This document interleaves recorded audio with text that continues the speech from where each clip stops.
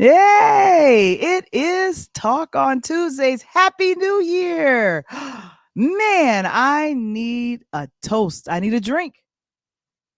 But it's the new year, so that means we're going to get more water in our system, right? Definitely. It is Val the Voice Johnson, and we are back and we are live. I know you've missed us over these last couple of weeks, but we have come back. Myself and Coach Tony. And of course, we're talking Golden Globes, NFL, and a little Brooklyn situation. Junie, and Ant. Guys, it is going to be a fun packed day. Go ahead and let somebody know we are running live, and here we go.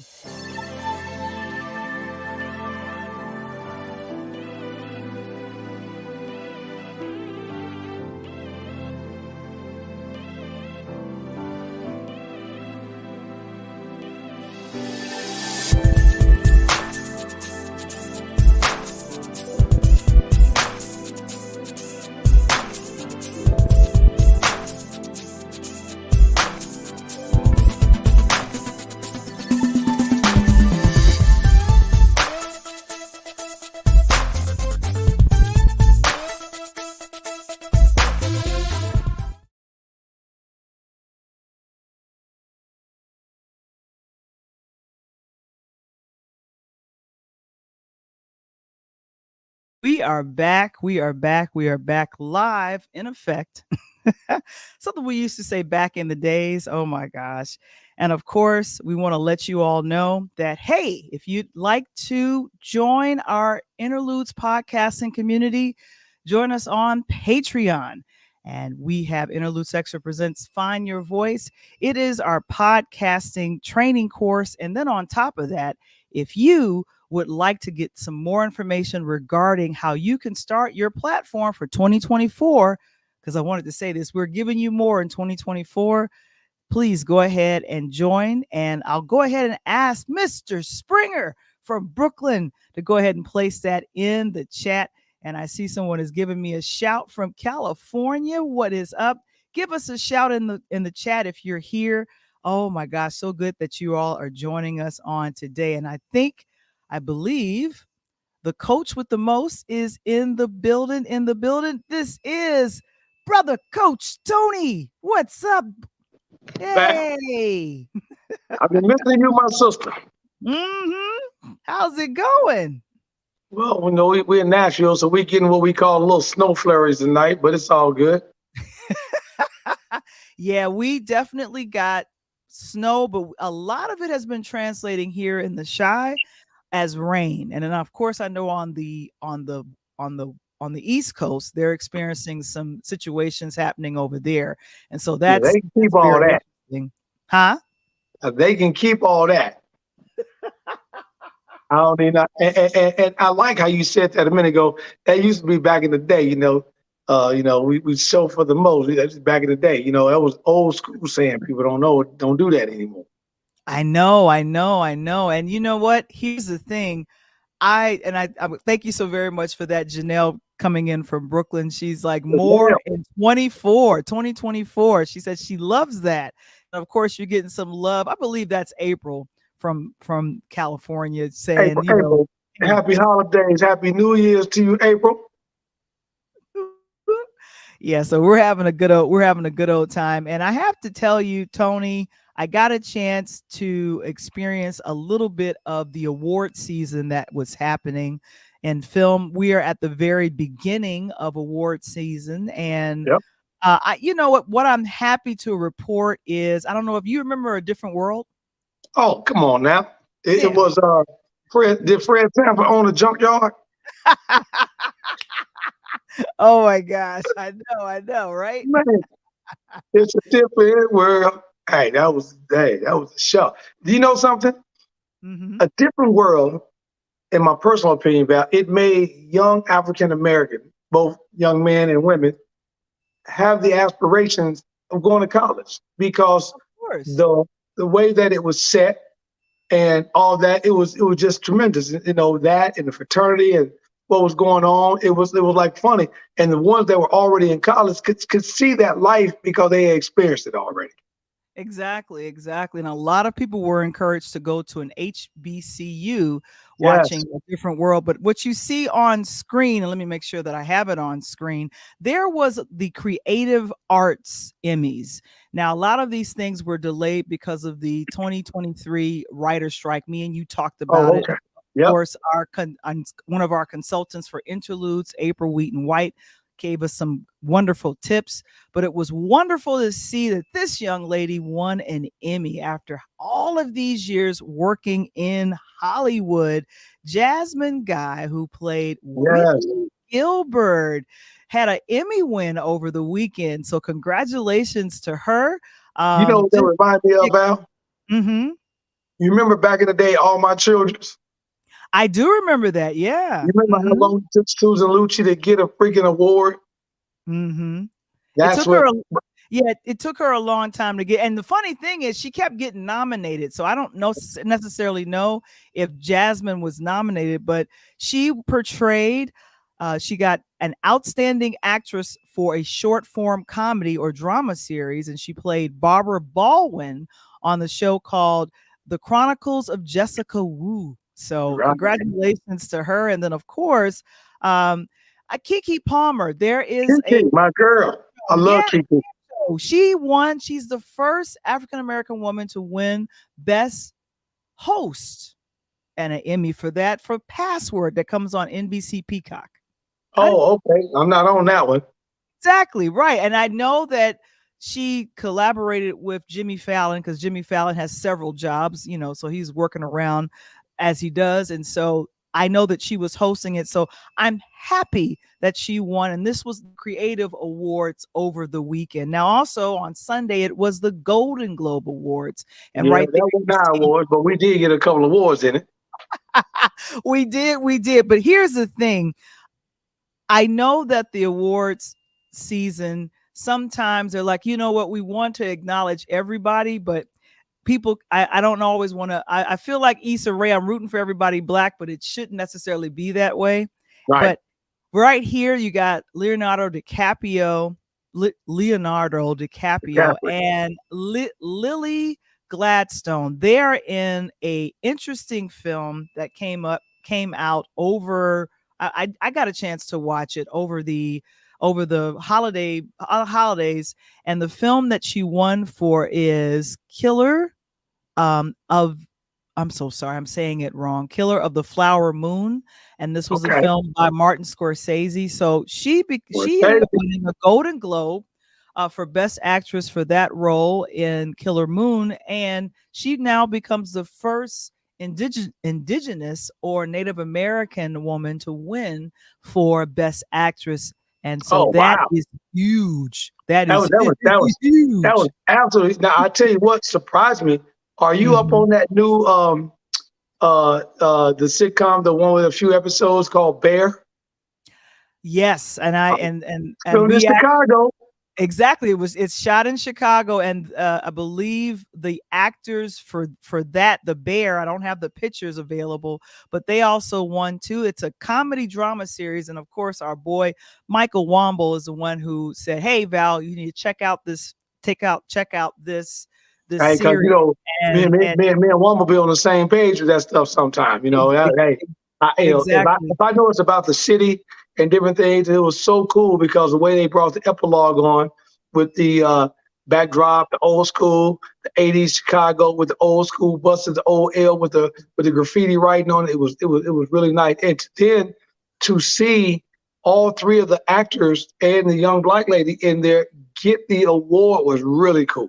Yeah, I know. And so as I move back toward who I was getting ready to talk about here, so didn't put their pictures, but I meant to. Jeremy Allen White, he actually won. This is his second year winning for Best Actor in a TV series. And then, of course, Ayo Ilibri, and she Yeah. won. And so that was wonderful. And she was very happy to get this award, but also the host of the Golden Globes.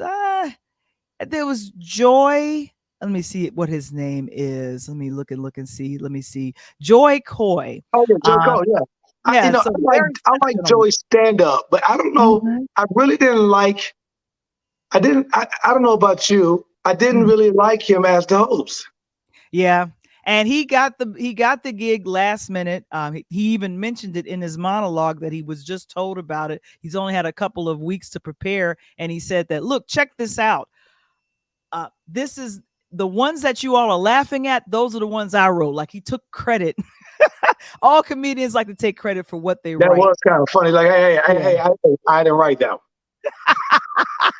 But I guess they told him you go ahead and do it, and he really angered, I think, Taylor Swift. She really gave him Yes, a weird, mean look. And another big win. We and you also don't want reviewed. to anger the Swifties, right? Don't want to anger them as all. And then, of course, we had another big win. This was a Netflix limited TV series that we both we reviewed called Beef. And so Yes, congratulations to our big winners, Ali Wong, Stephen Young, and then of yes. course writer and creator Lee Sung Jin. They I like won that for series best, though. right. They won for best actor, best actress, and then best writing on a TV the series for Beef. So did you ever see Beef? Because that came out in Oh the yeah, middle of like I last said, man, year. you talked about it. It started off slow, Mhm. and by the Yeah, second episode, it was crazy. She was insane. It was like yeah, she's she like was. one of those young women that something happened to you, and she just couldn't let it go. She's like, I'm going to run this down to the end, all out of Mhm. what, a day in the car, and while just off the crazy. Traffic going nuts. You flick somebody off, and all of a sudden, one thing leads to the next, to the next, to the next. It was nuts. I know, I know. So Beef won big, and like I said, congratulations to everybody associated with that. And of course, unfortunately, with the winners, there were some big losers. Danielle Oh, Brooks was nominated for her role as Sophia in The Color Purple. Unfortunately, she did not win in her category. And then, of blah, course, blah, blah. uh, I know. And then Fantasia was nominated for Best Actress and a musical and comedy, and unfortunately, she did not win hers. This is her You with know, Danielle Brooks, and then also with Taraji P right. Henson. So let me ask you Hmm. something Hmm. around that. Do you think, and I was talking to somebody who asked me a question about it, and they were Hmm. like, with all the famous actresses that was in there and Whoopi and everything going on, do you think the situation that was steering around there had a lot to do with it? And me personally, I think it did, Val.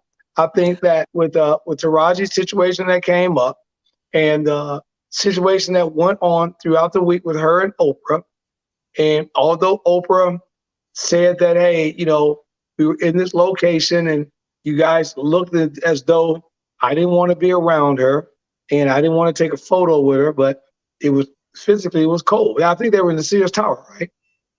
No, they were in the Empire State Building. And here's the Empire, okay. thing: uh, Oprah has been doing damage control. They even had an interview with her just before the Golden Globes on Entertainment Tonight with Kevin Frazier, and so she kind of dispelled some of those things that were out there. And I'm finding that as much as I might want to report on what I'm hearing from like the other bloggers or folks that are out there, I don't necessarily know if it's truth.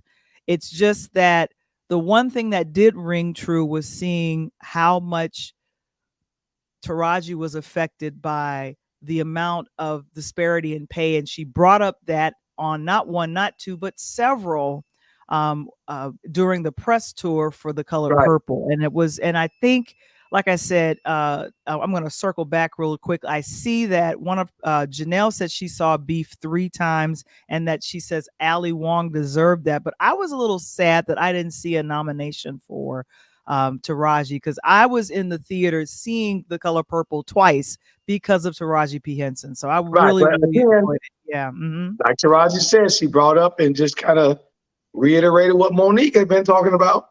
Mhm. Exactly, exactly. And of course, April says she's been praying for Taraji and Oprah. That's just a whole crazy situation that's happened. And of course, yeah, Janelle, Oprah definitely fought very hard to shoot down any rumors. And in fact, she even interviewed Taraji for her platform on her show. And Right. so, and here's the thing: whatever that's out there, like I said, I do the research. I want to come. at it with a positive situation. I do not want to, be like, okay, this person's arguing. It's like, if there's a Well, positive spin I can find, I'm going to search for it. So I there tell you you go. one thing. Mm-hmm. One thing you ain't gonna find positive, and it was definitely spinning, and that was my boy Club Shay Shay with Cat Williams. Right. And that is something we're going to get into a little bit later when we talk sports. But Yeah, I am so excited. This is Janelle. She says she spoke about the pay not being her fault. Warner Brothers was responsible for paying Taraji and not Oprah. Oprah's was one of 7 producers on the film. And so it is about distributing that. And as I told I some was gonna folks ask you about before, that, Val. What was your thought process? Because again, as I forgot the young man's name, is African young man who I think he did some production on a movie or something. He was like, Taraji, I got you moving forward. But like Taraji said, when you got, I listened to one interview and she said she only got like 15,000 for Proud Mary. And yeah, and that was after she paid her people, paid everybody, yeah, tax and once all you the got rest all of the that type money, of stuff. taxes, paid the crew, marketing, whatever. But it's crazy, like the gentleman was saying, that if you're going to put on A Color Purple or anything else, how she's already been seasoned, right? She's that Right, grill in the backyard. We know, Val, we done cooked on this grill 100 times. I'm not trying to clean it off. That grill got right, that grill got that seasoning. You just scrape the top, leave the bottom so it burns and get that smell. And right. Taraji was basically saying that, in tears almost, how once she does a role, finishes that role, she's basically back at ground zero. And she has Yeah. to go back in where the white counterparts, actresses, Sandra Bullocks of the world or whatever, they walk in with their name and they're starting at $1 million or $500,000 or whatever it may be. I Mhm. think that's I don't know when do you think that we as actors and actresses in the industry are going to be in a situation where we can have, it's not ever going to be a level playing field, Val, you know that, but we can have what I guess I just do. Right. So it will happen, and it's best to look to that's the number one reason why the 2023 strike happened in last year. And as I wrap this up, it is imperative that you as an actor or you as an actress fight for your pay. And if there are roles that you have to turn down based on your experience, you should do so and follow through that. But the fun thing is that the actors that you see here in this, and this was at a premiere of one of the premieres for The Color Purple, Right. Corey Hawkins, who is that also? Taraji P. Henson, Danielle Brooks, Fantasia, and then Colin Domingo. Mingo. Excellent job. I don't know if you guys have seen it, but I've gone ahead and reviewed The Color Purple, and you guys can check it out. I'll go ahead and ask Kevin to place that review in the chat. Oh my gosh. So speaking of filmmaking, how important that is, Coach. We have a filmmaker and former actor here among us, and I'm Yes, very we do. grateful Yes, that we he do. got a chance to go ahead. His daughter was one of our sponsors, I want to say about a year ago.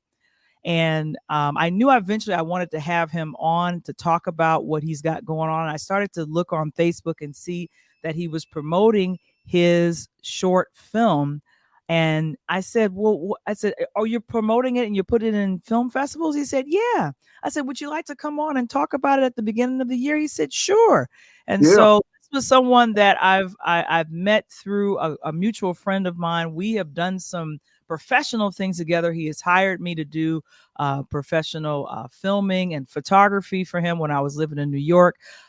Great person and friend. I definitely want to make sure that I give a shout out to our guest, one of our guests. It is our filmmaker. It is Wendell Moore. Brother Welcome. Wendell Moore, let's give it up. Hey, Brother Moore, you sitting here with Val, the voice, Coach Tony on Interludes Talk on Tuesday.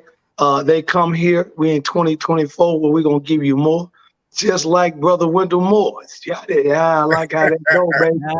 That's Ah, I right. like how That's that right. go. Happy New Year, my brother. Yeah. How My you doing? last name's working again. There So you go. listen, Hey, I'm good. Thank you so much. I'm honored to be here with y'all and appreciative of this opportunity to talk to y'all and to talk about Juvey-D and Ant, the little film that could. And this is such a remarkable project, and I just thank God for the opportunity to talk about it. So how y'all doing? Wonderful. We're I'm doing okay. great. Yeah, we're doing great. I want to make sure that I get a chance to show the trailer, but before I do, I like Roxanne said, more encouragement. Hey, Rox, we all Roxanne, need more than that. What's good, Roxanne? Right, Roxanne. That's right. But you know, That's right. on that, brother Moore, as you do that, what I liked about it, and as Val pulled the trailer together, what I thought was really cool was the realism. And I want to talk a little bit about that of what was in the mindset of filming, because as you say, you're sitting in Brooklyn in the hood, and nobody wants you to be signing no camera in their face, right? That's just how it go. That's you with a camera in their That's face right. and trying to do that back in the day. That's like soft snitching, right? So as you were doing this and you were trying That's right. to get Juvey-D and Ant, what were kind of like the makeup on your mind, the characters that you were trying to portray with this?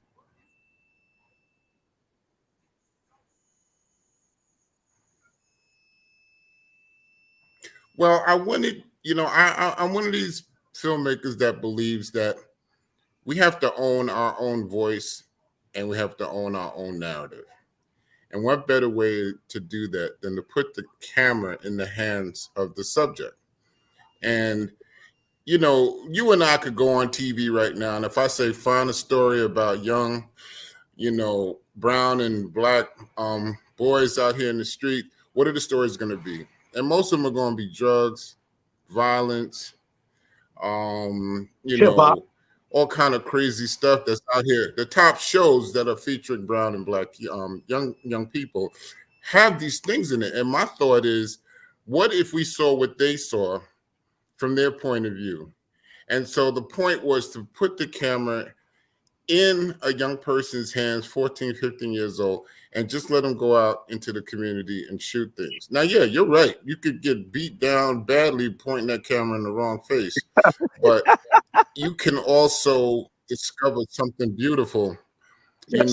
if you're seeing what they're seeing and you see what's important to them. And it has nothing to do with all those other narratives that are out there about these young people. You'll get to see Right. the real things that they're interested in. And a lot of that, we can identify with, because when I was 14 or 15, those were the things that were important to me. I saw everything from, there were things I was interested in. I wasn't interested in, trying to do a lot of this like fake gangster stuff and all that other stuff. There was other things that was important, even if it was just trying to figure out how to raise money to get, a new pair of like Converses or something, whatever it is. But it wasn't that. And so I was hoping that the spirit of that would be in this film. So yes, we wanted it to be from the point of view of a young person. Someone said something a long time ago. They said, if you are working with toddlers and you're trying to devise safety units around them, you can't look down at them from an adult point of view. You got to get on the ground and see what they see from their point of view. And That's a that good was point. really kind of the genesis of saying, put the camera in these young people's hands and let them do it. And so that's what we got. And yes, there's some risk. There's definitely some risk. You point at the wrong person, you ain't gonna be pointing that camera no more. But Exactly. You know how that but it go. was also that night. That's right. So it's naivety, it's innocence, and it's adventure. All of that stuff wrapped up in one. Wonderful. We're going to go ahead and take a look at the trailer for Juvey-D and Ant. Let's take a look at it right now. Okay.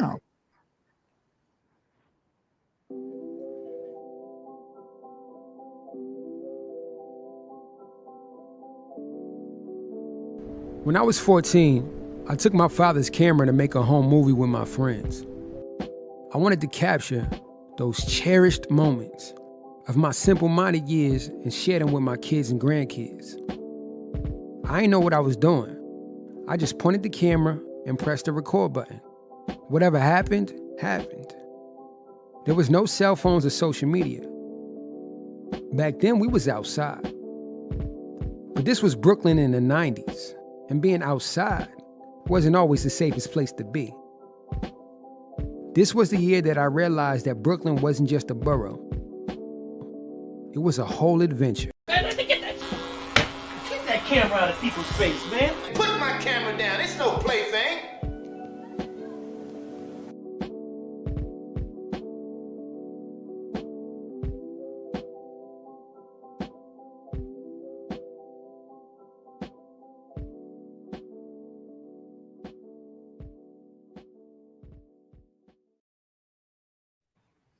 Hey, woohoo, woo-hoo-hoo. All right, that's what I'm talking about. And also that worked alongside of Wendell when putting together this wonderful project with the voice that you heard in the trailer, and that's also in the short film, which runs about 20 to 25 minutes. Very exciting to know about that.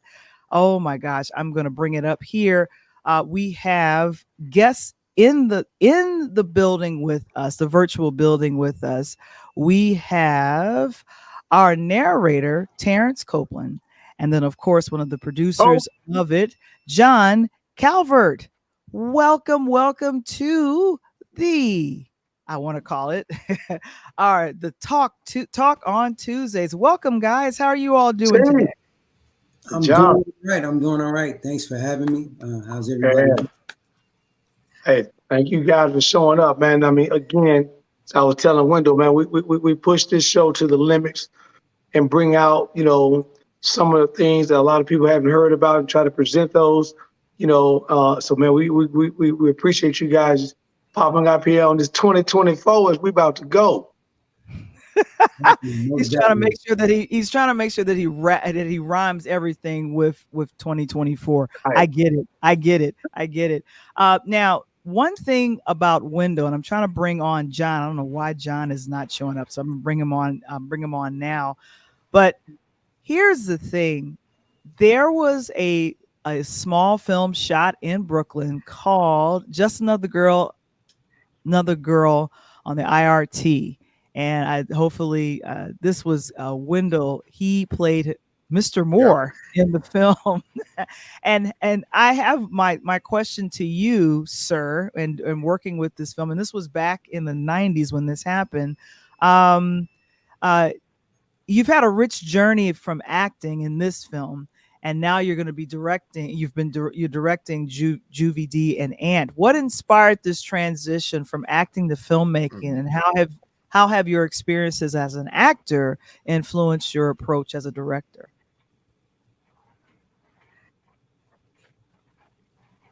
Well, first of all, shout out to Leslie Harris. She was like one of the first to do it. She's truly a queen in the annals of independent filmmaking, particularly back then. If you remember, all the films back then were about boys in the hood, menace to society, but there was no real films about what was going on with young women.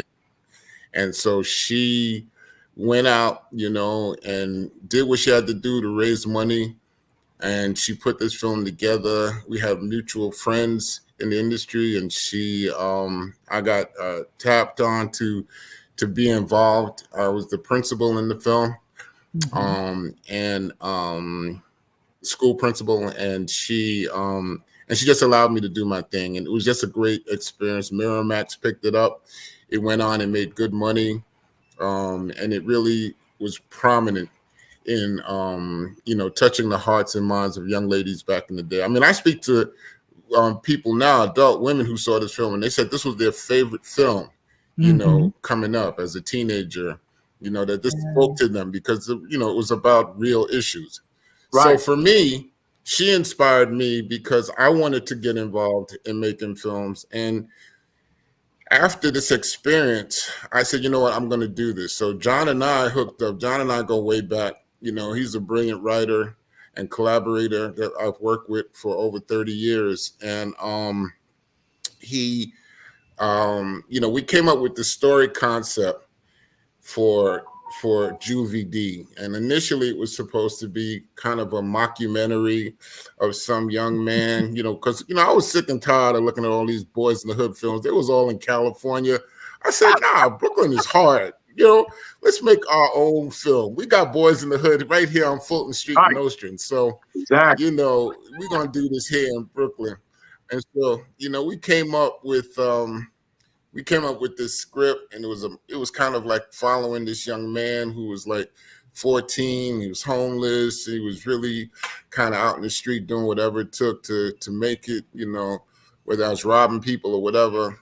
And we thought it was a great script. And at that time, my wife was working at HBO. So she found someone in HBO that would read the script and who was a top executive kind of person, just to give us some tips. And I was excited. I gave the script to her on a Friday, and on Monday she picked it up. And she said this was the worst script she ever. It was horrible. It was stereotypical. It was the kind of thing that HBO would not touch with a whole, So my heart was broke. I felt terrible. But what it did, it made me say, well, let me reinvent the structure of what we're doing. Instead of doing something that's kind of, in this documentary kind of structured style, let's just go freestyle. And let's give the camera to a young man and let him, to our character, the lead character, and let him tell the story. So that's how it went. So we were in the Clinton Hill, Fort Greene area back in those days. And that was like one of the hottest places to be in culturally. Mm-hmm. We had Spike Lee opened up a shop over there. Wesley Snipes lived in that area. Robin Harris, God rest his soul, lived down the block. All of these people converged in this one little small space. And that energy was so important to me because at that time I had a video store that I was working in, and you just felt that it was palpable. You could feel that energy all around you, creative energy everywhere you went. And I wanted to be a part of that. So we shot this thing. Most of the casting was done at the video store counter. Just customers that would come in and, I said, you'd be great in this film. Have you acted? No, none of them acted. Nobody acted, But, we just saw that these would be the faces and the personalities we'd like in the film. I was blessed to get one great actor, the actor that plays the father. Yeah, he did a great job. And I have to tell you, we were blessed to have him. He was a pioneer back in the 80s and 90s. He got a lot of leading roles in commercials on television and stuff. He's been in movies with Jack Nicholson. He's been in movies with Harrison Ford, Presumed Innocent, and all these other top films. And so he read the script. I put a small script together. He loved it. He said he'll do it. And he just blessed us. So, we were fortunate to have at least an anchor on that level in the project. But everybody else were first-time actors, no real skill, but a lot of passion. They took direction well. And we just went out there and did it. No permits, no nothing. Just shoot and get the hell out of Dodge. Right, exactly. And really, so after we shot it, huh? No, go ahead. Go ahead.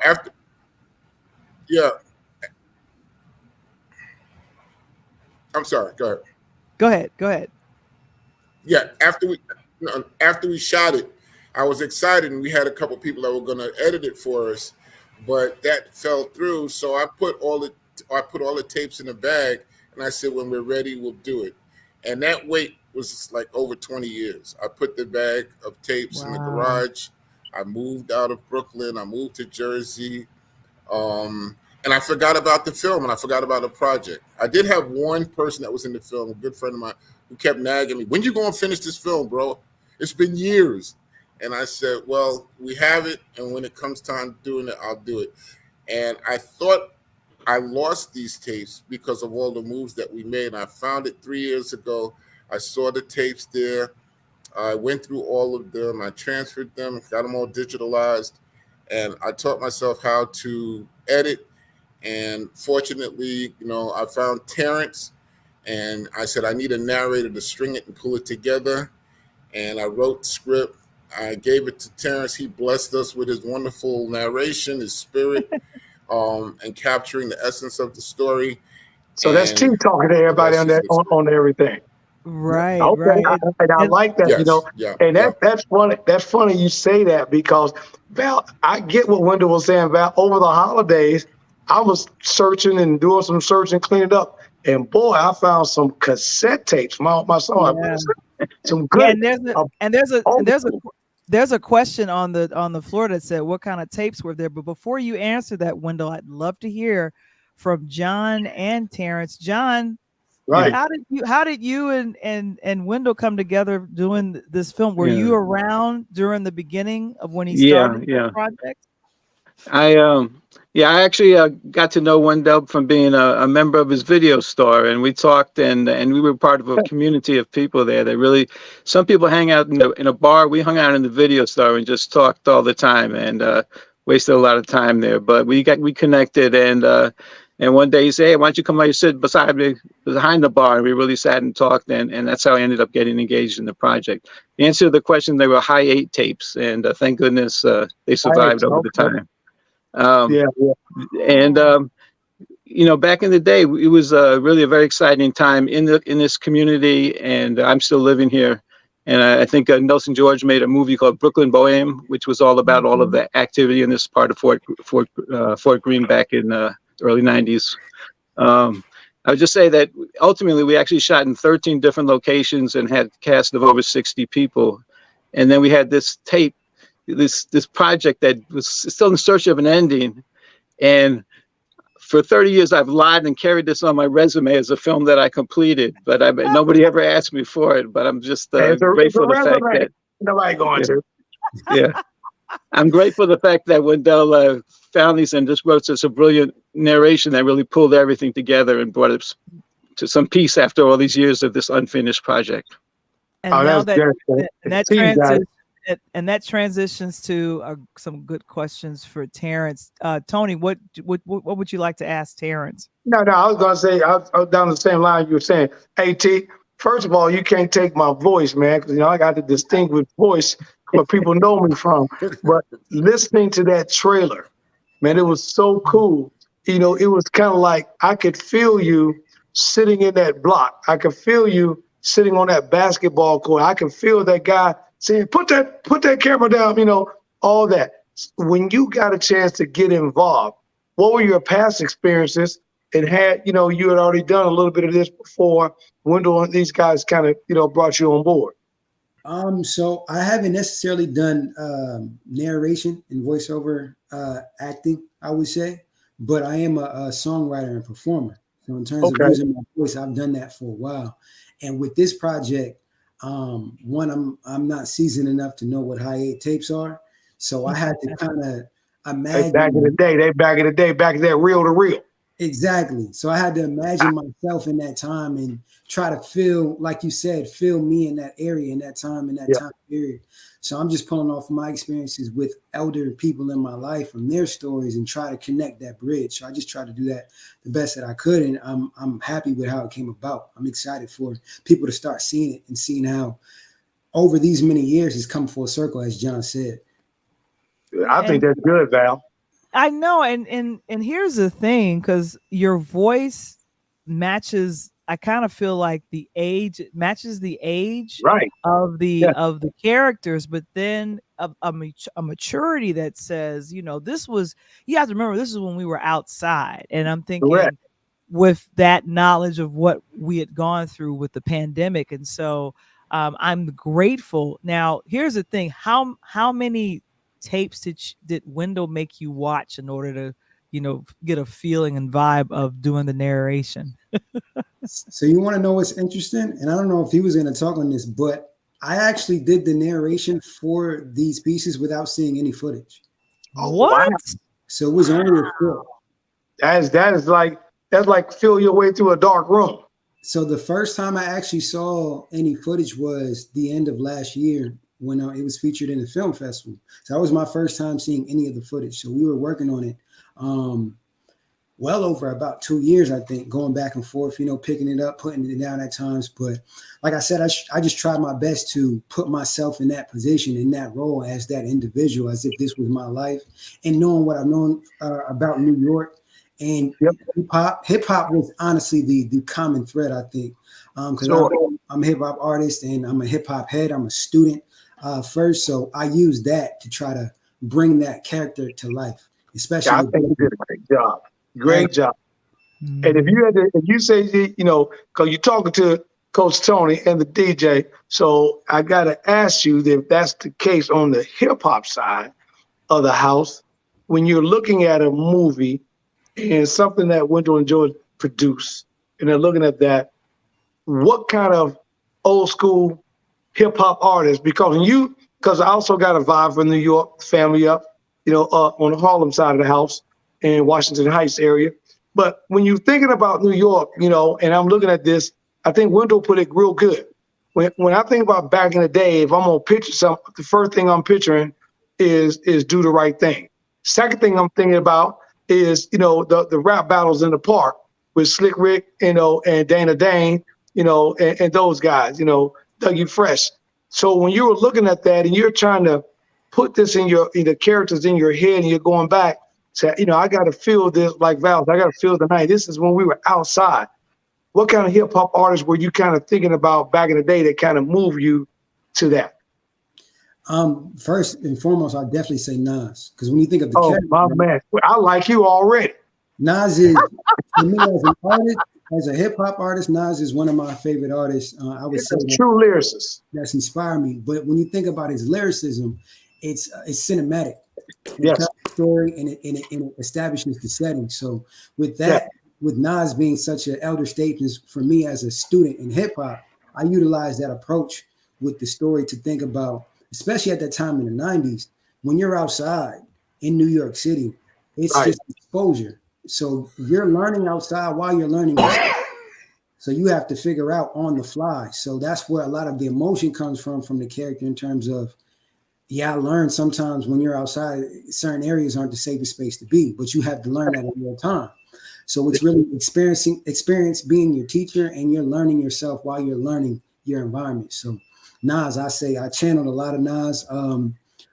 That's the number one artist, but I'm thinking about Big, I'm thinking about Hov, I'm thinking about Mos Def, I'm thinking about artists like this in terms of how you have different characters and different identities and temperaments that you run into outside as well. So sure. Go ahead, Val. And here's the thing. I think the narration, as it's been stated before, kind of brings everything together. Can I just add something to that? Of course.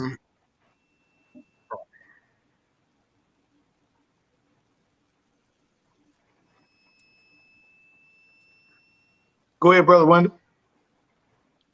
No, I just wanted to say something. Terrence hits on a great point. The spirit of the film is based on the spirit of the music and the times of the 90s.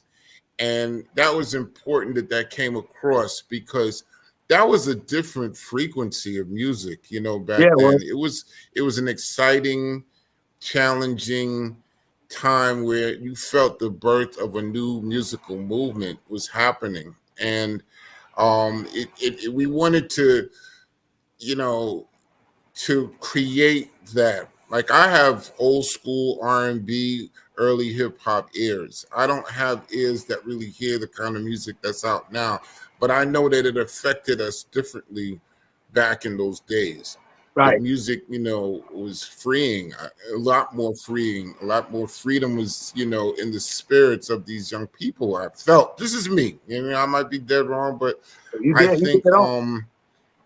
think it was important that the music kind of reflected that, the way people moved, the way young people moved back then. It was a little different. And I thought Terrence captured that in his voice, and hopefully we captured that in the way,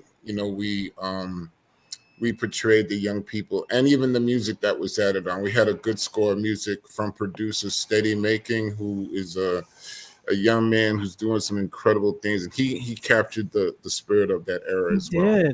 He did, Oh and yeah. I liked how things kind of wrapped toward the film, because I ended up seeing the I guess the additional edit that's going to be traveling around with you. And the other question I have, you're a consultant. You work more training services, and you've worked with various organizations throughout your career. It's ever since Just Another Girl. How do you balance your professional commitments with your passion for filmmaking? And has your consulting work influenced your storytelling? Mhm.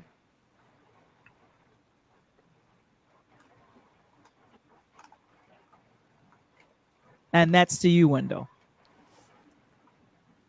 Well,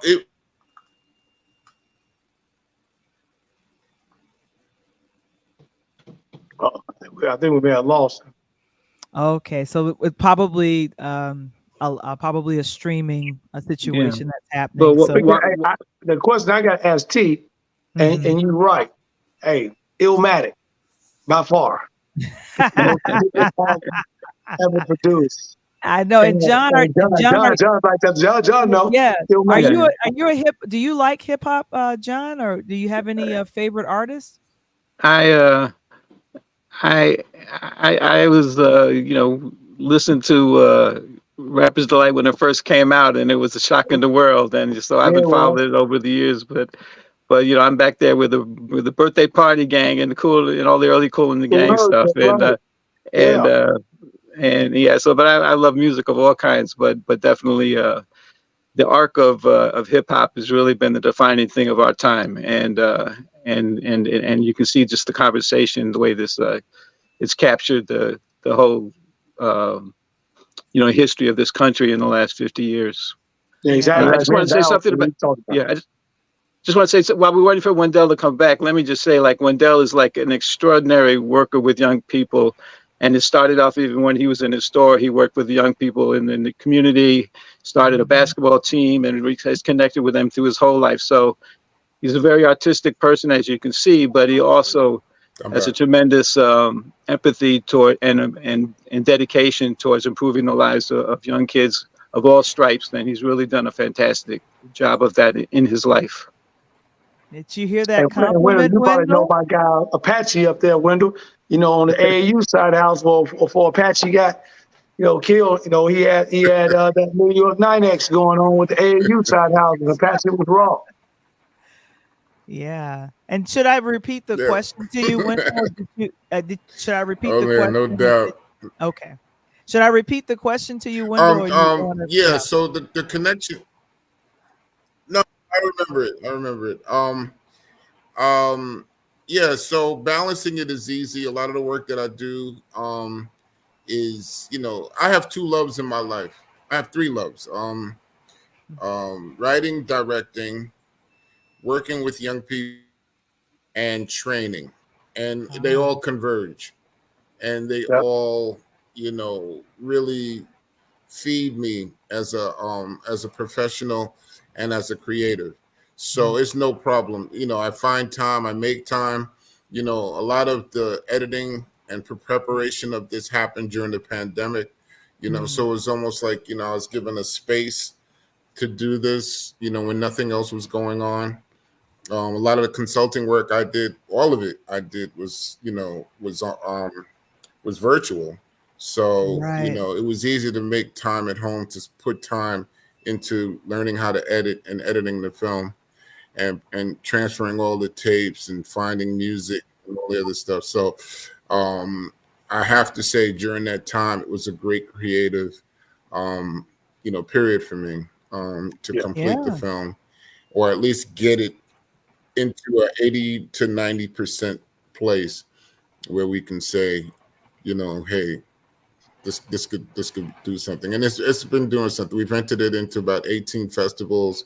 My next question. We're still, it's been about 18 festivals. Most recently, we've submitted to the American Black Film festival, which is going to be hosted by Issa Rae this year for HBO.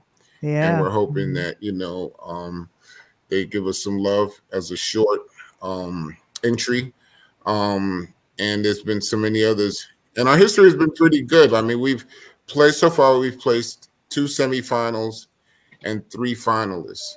And this is against international films from Japan, Australia, everywhere, New Zealand, South America, so.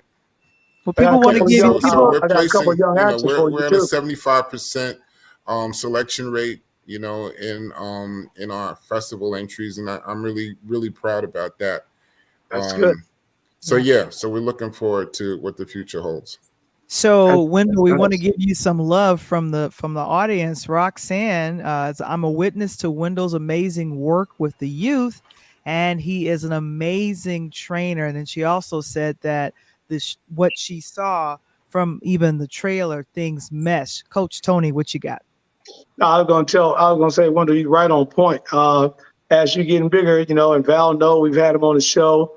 I got several young actors to help you out too. My nephew's down here working with Tyler Perry on some things in the ATL, and love to get him in your hand doing some things. He's on a new show that Tyler spun off. That's a playoff for Greenleaf. No doubt, man. Yeah, I was gonna say with T, like you said, you're gonna love this comment. Val definitely gonna love it. Even though I know Val will stay in New York. So T, they got you back in here in the 90s, baby, even though it was all about Chi-Town. Because we ruled in the 90s. Wait a minute. Wait, we don't want to start no trouble now. Come on got now. Brooklyn all up and through. No, you ain't lying. When Jordan killed Patrick Ewing's career. We're not trying to start no trouble. No, you ain't lying. You ain't lying. Right. So the views of Coach Tony are not necessarily those of Now listen. We know what y'all Johnson. Hey, Wendell know. Hey, listen. Me and Coach Tony gonna go in a second. There you go. Hey, but all serious. The thing is, T, while you sitting there, Wendell said something a moment ago I thought was kind of funny. Because you're looking at those inmates that he's got. But back in the day, as we used to do DJ stuff, we would have to splice tapes, right? And John Wendell splice those tapes, sit at the house for hours with a pair of scissors with some clear 2-edged tape and put it back together, put it on a reel-to-reel or on a cassette where we record and go out. Because Chicago at that time, obviously in the 90s, huge Chicago and New York, big on the house music with Frankie Knuckles and Farley and the guys. So to see a film like this and to capture that 90s, man, I wish you nothing but success, because I think that we don't talk about back in the day enough, because that 90s, that late 80s, early 90s truly stamped the reason why I feel that hip hop has lasted 50 years. You can go look at the 2000s and all that, but when people talk about the real hip hop music, New York was coming through its own troubles of the 80s, right? So was Chicago, and hip hop turned that around with those young artists like Nas, with those young artists like Big L, right? Who did get a chance to make it, stuff like that. With Guru, right? And those, and so I'm glad to see that this film is kind of messing those all together, man, and I like it. Yeah, and here's the thing. I appreciate Coach you, Tony. brother. Thank you.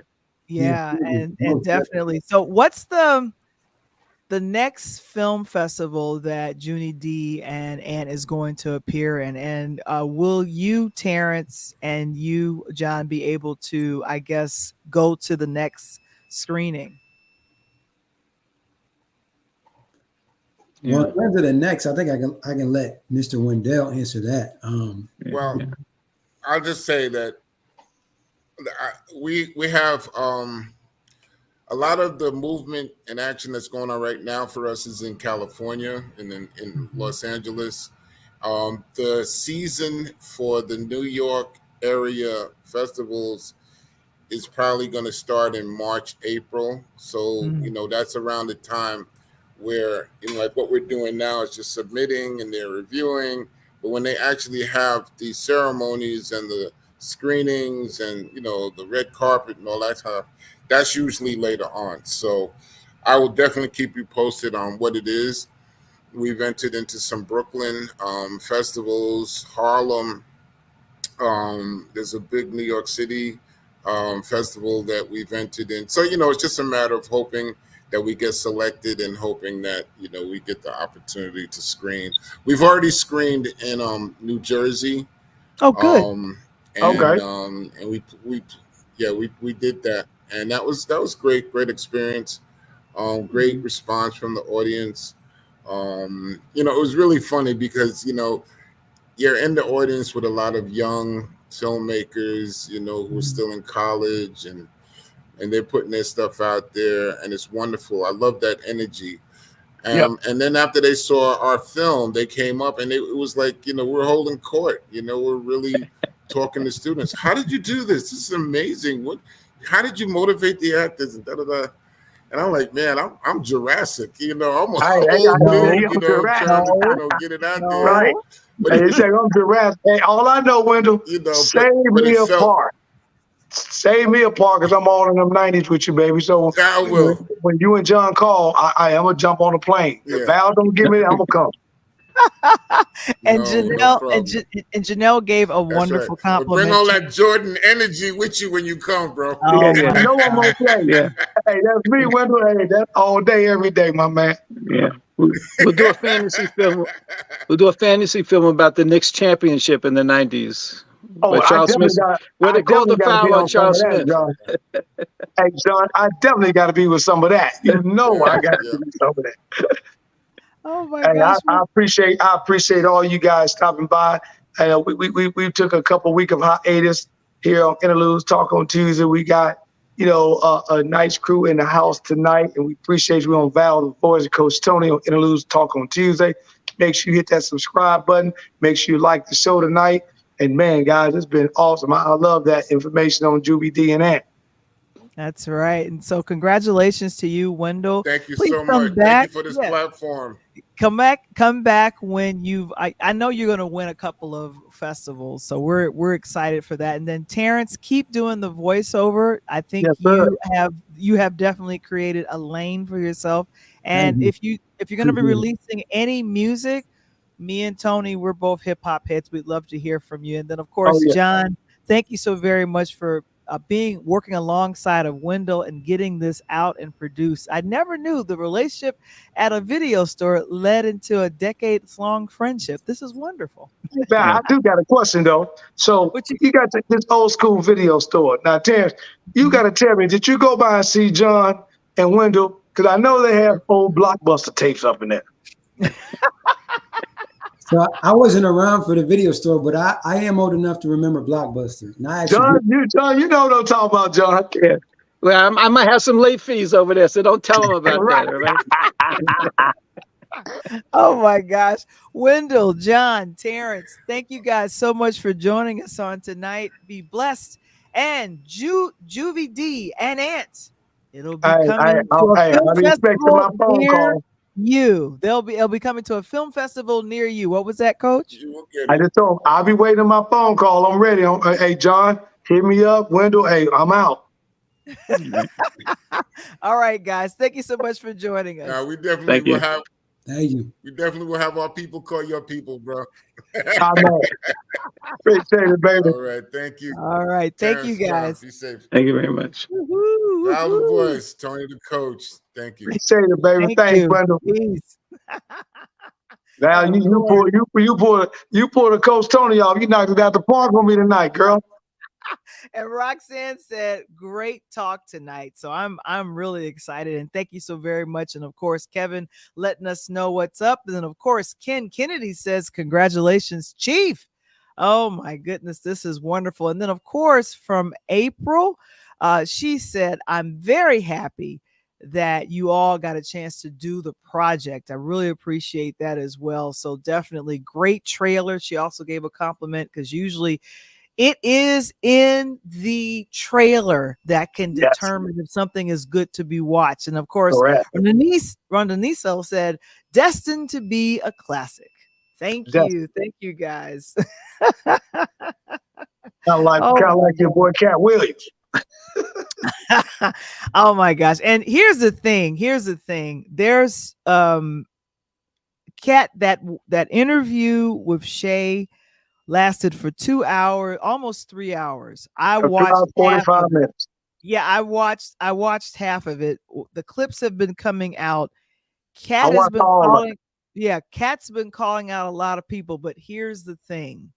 There are some comedians that are not clapping back. There are a few that are, but there are a few that are like, no. And the most compelling that I saw was Bernie Mac's daughter kind of talking and letting folks know, and almost kind of thanking Kat for letting letting people know that I didn't know joke stealing was a thing, but Kat let people know. And then of course, other people kind of clap back, and and Sure. to me, it kind of knocked down this weird pedestal that I had Harvey, Cedric, and a few other people on. So it's like you never, I don't know, put somebody up on a pedestal and be like, oh, they're so great, because the same people that you meet on the way up, you meet on the way down. And I really appreciate how Kat has supported comedians throughout his career. And if you talk to any other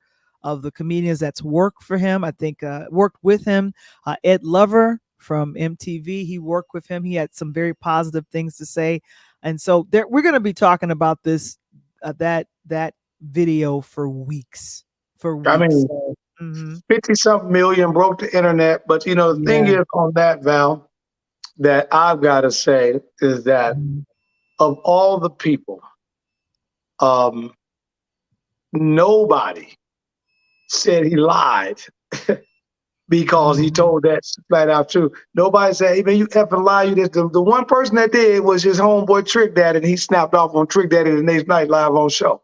So, Yeah. but what you did see is the person who I respected most, two people that I respected most, because I listened to the whole 2 hours and 45 minutes. It took me 2 days to get through, but I Yeah. listened to it. Mhm. And I like the fact that Ice Cube came out to set the Yeah. record straight, because that's where Mhm. it started at.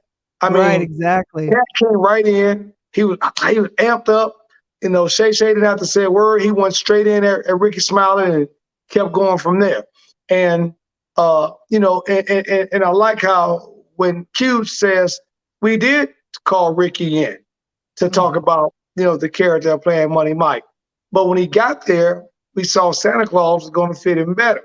And then what I like, when Ricky called in, Ricky actually called his producer, like Wendell did with John, and said, hey, Right. tell everybody what the real story was. And he concurred it. Hey, back in the day, Mhm. we were called in for this part. But when Cat got there, he was so much more funnier than the other 54 comedians or 254 comedians that came through the door. And it felt them height wise and everything else. And basically, obviously, what Cat said, if it wasn't for him getting that part, he was able to get, Don Bishop Magic One, West Side Chicago, in the house to play the extended role of the other pimp. So it's interesting because at the end of the day, as he mentioned about Q, and everybody was on about not getting paid Friday, right? Because Q spent that money out of his pocket and had to wait till the movie grossed so much amount of money to pay everybody off. Cat has basically funded his way through the comedy world. And your boy, not Earthquake, but Lavelle Crawford said today, I've seen this man show me 100,000 after a show. Now, I don't know if you know, Val, my executive director, who I'm working at with season one on the house here in Nashville, is very close to those guys, because he had, all jokes aside, I mean, Rhythm Kitchen was the comedy club we had in Nashville, and he told us, the story about when Cat them came to town in Nashville some 15, 17 years ago. Cat refused to get money unless the producers paid him in cash. And Mhm. Linnell and Big Red said sometimes they would ride on the road with 100 grand, 125,000 in a suitcase, because he didn't trust the bank. So there's Yeah. got to be a lot of validity to all this, but no one came out and flat out said he lied about it. They just didn't like the way he said it. Yeah, and here's the thing. I've always wondered I've seen him in several films and television shows. I still feel like Cat Williams is one of the most underrated comedians ever. And I want him to get his flowers and his due. But here's the thing: the other comedians back in the day, they knew the truth. And so to know that very few, if any, called Cat out on what he said on the show, and the funny thing is that I believe Steve and a few other people came on Shay's show, and he called them out, and he says, I'm not, what was toward the beginning of the interview, Cat says, well, I haven't even had a real sip. He had started, kind of spilling tea, but he was like, I'm not drunk. I'm very sober and in my right mind. I mean, the young dude was reading encyclopedias as a kid. That shocked me. I didn't know that. Yeah, I didn't. And there was a lot of things that he's done for folks that I didn't know for either, and how he left. He was very respectful. It sounds like things between him and his father were a little off, and the way he spoke about it was very, very careful. And so, Cat is wise and sharp, but that tongue, he was coming after people, and I was just thinking to myself, hey, Wanda Smith called that, did she? Wanda Smith called that live. And so all I know is that his ticket sales are going to go up. I did not realize it broke the internet. It broke the internet. And my homeboy, who I love the most, he was tripping today. He said, Mike F said, damn, Cat talked about everybody except for me. I got a show coming out. I want him to say something about me so my numbers could go up. The one guy that I did respect, that did come back at him with some blades and guns a-blazing, was my boy Kevin Hart. I like Kevin Hart. Kevin said, I get you, and you selling out, arenas while people are selling out theaters, but let me talk about me. 3 times this year, I sold out a football stadium. So when you add 3 arenas or 4 arenas, you equal 1 football stadium. So, and I'm doing the movies, and I'm putting people on. I put Tiffany on just like you did. So I think that the thing was these comedians, and I think that because he didn't say nothing about DL. He was like, "Hey, DL was cool." Yeah, nothing about Mike Epps and DL. Not a thing. And he didn't speak that much about him at all. Exactly. But the crazy part about it, I like what Cube had to say when Cube finished. And I don't know if you got a chance to go back and look at the Cube interview, but Cube says, I did. Cube says, out of everybody and everything, I didn't start these comedians' career. I just gave them another avenue to get another thorn or another pin in their pocket. But he said, one thing I can say is all those comedians that have gotten on and went on to become big, now one of them have called me back and put me in their movie. I thought that was. Yeah. And here's the thing. It's gonna come back.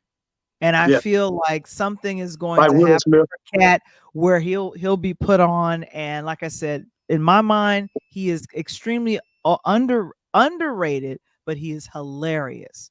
And so I've seen his comedy specials, I think on Netflix and a few other platforms. And so I'm rooting for him, but I definitely know that, gosh, if you've crossed Cat in that interview and several others that have followed, he is going to get you. Now we're going to wrap it up and talk. I got a question before we wrap it up. Okay. Okay. Because you mentioned it, I just want to extend and I want to ask you a question. So do you think that based on what you just said, that rewind the tape back to the Will Smith slap? Okay. Oh boy. Okay. All right. Me and you talked about it on the show, but we talked about how that slap and how Chris Rock took that slap and did the manly thing, I guess, and it helped him project more income this year based on what he did. And plus, he went out and did a world tour later on. And where it hurt Will Smith, movie-wise, acting-wise, and a couple other things because he probably won't get. So my question to you is, with Cat coming out the way that he did, do you think he's going to be continue to be put in this box where he's going to just continue to sell out arenas and fund them and do this? Or do you think that guys in the movie industry are going to still give him a character role in their movies? I feel like it'll have to be the producers that have a lot of respect for him as a comedian and believe a lot of what was said in that interview or any of the interviews that he's done, post that. It's all about someone putting him on. But how you going to get somebody to work with him? And here's the thing.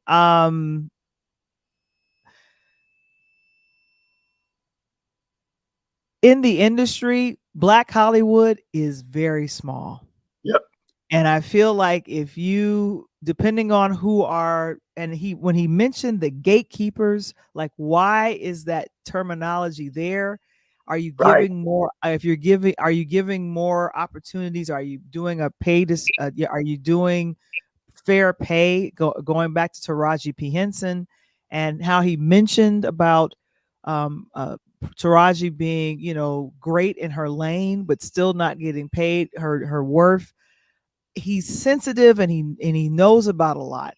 But here's the thing: it'll take like the Hutland brothers. It'll take Alan Hughes. It'll take other filmmakers who like and respect Cat, whatever their next project is, to bring him on, because I feel like Cat's gonna make his money. He's going to make his money, and he won't necessarily need to get paid scale or whatever it is to be a screen act and be in the Screen Actors Guild. But he's going to get paid. And like I said, those producers and folks that have a lot of respect for him, they're going to put him on. But he is very underrated. I'd love to see more of him in films. And I want him to do more than just the pimp and the other, stereotypical type of roles. But it's been fun. It's been fun seeing him. So he said Ricky can't do nothing but wear a dress. So hey, that's rough. That is rough. Riggedy rough. So hey, I get it, but and I wish the brother nothing but a lot of success. And I think that I heard the Ricky Smiley come back, and Ricky, I like how Ricky responded. Said, hey, I don't know where this came from, and he had his producer and his writer come on and tell the truth about what happened. And I like how he said, Cat Williams is on his way to Birmingham, Huntsville, and Nashville. Right. And, he going to still pump up the show on the Ricky Smiley's Morning Show. So, it's unfortunately that we as a people, sometimes we're the one, we tear each other down. I hate that. Right. And that's not good that it's like that. However, I feel like Cat was sitting on this for a long time. Oh, sure he was. Shay made him feel so comfortable to share about the questions that Shay asked him. And I think it kind of shocked Shay to be like, I didn't know we were going to talk about this. You almost saw him kind of almost clam up like, oh God, okay, well, let me allow you to talk, because I just asked about one thing and it went into so many different directions. And it went for 2 hours. The conversation got the question. He probably didn't read now one question off that daggone cue card. 2 hours, almost 3 hours. So if you guys have not seen that particular interview, and it's been broken up, his people have come back and cut it up and have targeted toward whatever that you gotta watch the original 2 hours and 45 minutes straight. If you can sit down on a Saturday and watch a Netflix, this is your Netflix. Oh my gosh. But I have your picture up because coming up on this coming Monday, the Pull Up podcast is going to be premiering, and we're excited about that. So, major kudos. It's going to be a big, can anyone hear this? Yeah. So it's a big deal that the Pull Up podcast is coming. So we're excited about that. And of course, our audio podcast. Now I actually released it I think at the end of December, but we re-released it on today. and it is the Steps of Soul, experiencing the magic of Alvin Ailey. And one of the folks that was here giving wonderful kudos, that would be one of my dear friends, Roxanne. She's there in the picture. She's in the dead center of our picture right there, which is wonderful. Yeah. But we got a chance to see Alvin Ailey, and of course, that audio podcast is available, and you guys can go ahead and download it. And we're now renaming it. It's a rebrand called the Interludes Podcast, and that's our audio side of things. So please go ahead and check it out. And we just started our newsletter. Another cheer. Okay. Yeah, we have a newsletter that's on our LinkedIn.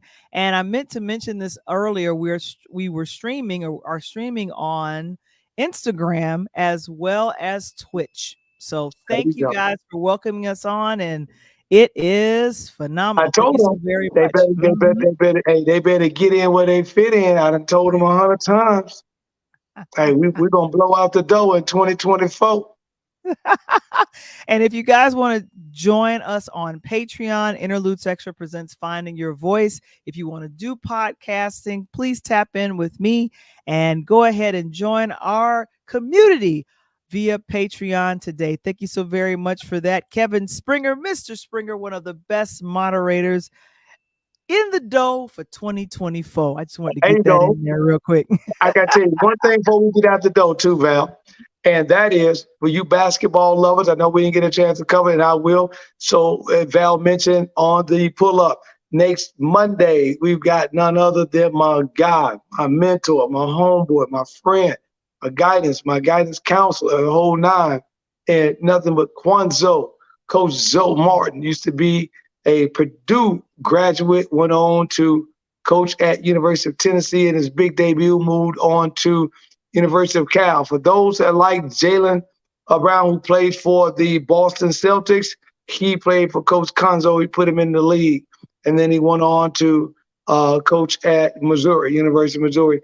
Val, during the time that Missouri was having all that hatred and those marches that was going on. So it's going to be really interesting to talk to Coach Zoe and then to see where basketball took him from across the border down there, East St. Louis, Lincoln, all the way into where he's at today. So I appreciate you guys, and don't meet me there, but beat me there.